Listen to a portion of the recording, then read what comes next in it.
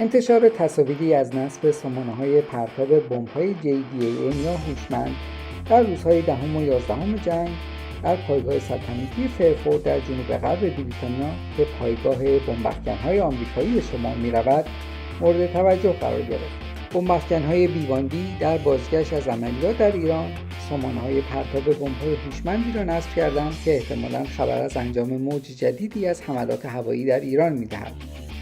موج جدیدی که با بمب‌های JDAM انجام می‌شود. بمب‌های JDAM یا ترجمه فارسی اون مهمات تهاجم مستقیم مشترک ژانر ارتقا یافته بمب‌های متعارف هستند.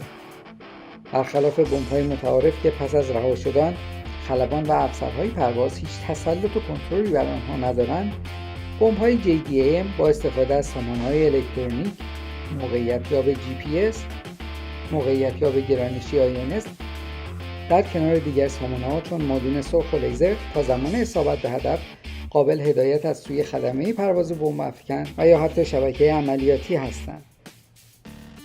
دقت هدفگیری بمب‌ها تحت تاثیر عوامل مختلفی چون شیب پرواز، شدت باد، ارتفاع پرواز، وزن بمب و حتی رطوبت موجود در هوا کاهش می‌یابد.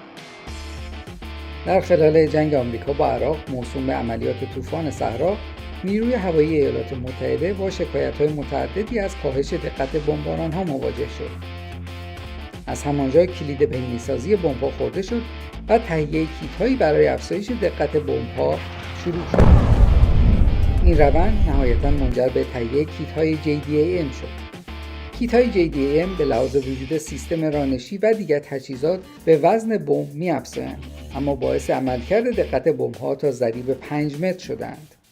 یکی از موفق‌ترین عملیات‌هایی که از این بمب‌ها استفاده شد، هدف قرار دادن مقر حسن نصرالله رهبر حزب الله در سپتامبر 2024 بود.